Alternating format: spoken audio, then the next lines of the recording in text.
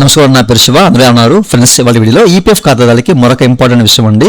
వీడియోలోకి వెళ్ళే ముందు ఇలాంటి విషయం మీరు మరిన్ని తెలుసుకుంటే ఈ వీడియో కింద సబ్స్క్రైబ్ బటన్ ఉంది, దాంట్లో యాప్ చేసి మంచిగా సబ్స్క్రైబ్ చేసి పక్కన ఉన్న బెల్ బటన్ని యాక్టివేట్ చేయండి అని అంతేకాకుండా లైక్ చేయండి.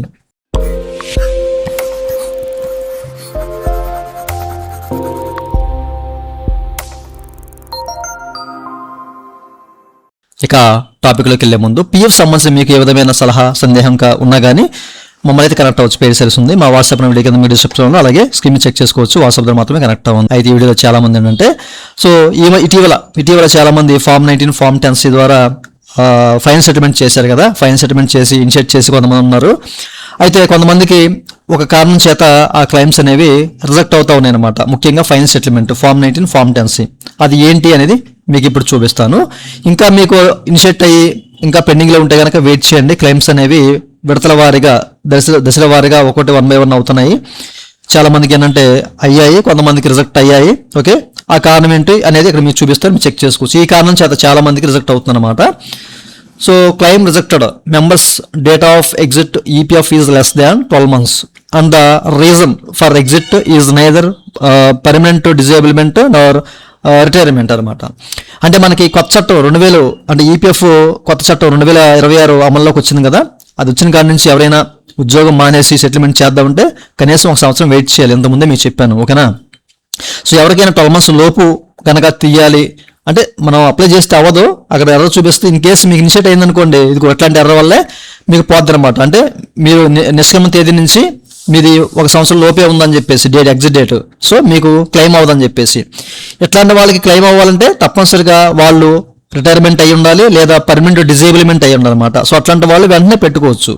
ఓకే, సో బట్ జనరల్గా ఎవరైతే అసోసియేషన్ ఆఫ్ షార్ట్ సర్వీస్ అని చెప్పేసి సెలెక్ట్ చేసుకుంటారో అట్లాంటి వాళ్ళకి మాత్రం 1 సంవత్సరం వెయిట్ చేయాల్సిందే.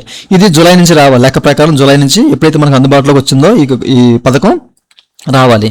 కానీ చాలామంది ఏంటంటే జూన్లో పెట్టున్నారు. జూన్లో 20వ తారీఖు లేకపోతే 10వ తారీఖు అంటే ఈ పోస్ట్ మైగ్రేషన్ అవ్వకముందు చాలా మంది పెట్టారనమాట.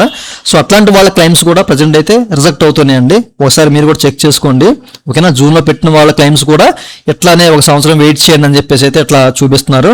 సో ఇది ఒక రకంగా మోసం చేసినట్లే మనని. ఎలా ఆపాలి అమౌంట్ అనేది ఈపీఎఫ్ ఆఫీస్ వాళ్ళు చూస్తున్నట్లున్నారు. ఓకే, సో లెక్క ప్రకారం ఏంటంటే ఇది జూలై నుంచి అమల్లోకి వచ్చింది కాబట్టి జూలై నుంచి ఎవరైతే ఎగ్జిట్ అవుతారో అట్లాంటి వాళ్ళకి వర్తించాలి. బట్ అంతకుముందే జూన్లో ఎగ్జిట్ అయిన వాళ్ళు, అంతకుముందు జనవరి కానివ్వండి లేకపోతే ఏదైనా ఫిబ్రవరి కానివ్వండి, సో అట్లా ఎగ్జిట్ అయిన వాళ్ళు కూడా జూలైలో అప్లై చేసిన వాళ్ళు అంటే జూన్లో అప్లై చేసిన వాళ్ళు, ఓకే, అట్లాంటి వాళ్ళకి కూడా ఇదే ఇష్యూ వల్ల రిజెక్ట్ అవుతా ఉందన్నమాట ప్రజెంట్. సో అది ఒక రకంగా మనకి ఇబ్బంది పెట్టినట్టు ఈపీఎఫ్ ఆఫీస్ వాళ్ళు. సో ఎందుకు ఇట్లా చేస్తున్నారు అనేది మరి అది వాళ్ళకే తెలియాలి. బట్ మీకు కనుక రిజెక్ట్ అయితే మళ్ళీ ఇనిషియేట్ చేయండి, ఓకేనా.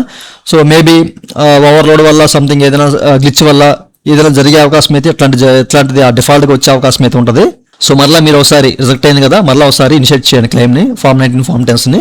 ఓకే, ఇన్ కేసు మీది ఫామ్ 10C ఇంకా మీకు పెండింగ్గా ఉంటే కనుక అది కూడా రిజెక్ట్ అయిపోద్ది, ఓకేనా. సో చూశారు కదా, ఇదే ఇష్యూ మీద చాలా మందికి అయితే ప్రజెంట్ రిజెక్ట్ అవుతూ ఉన్నాయన్నమాట.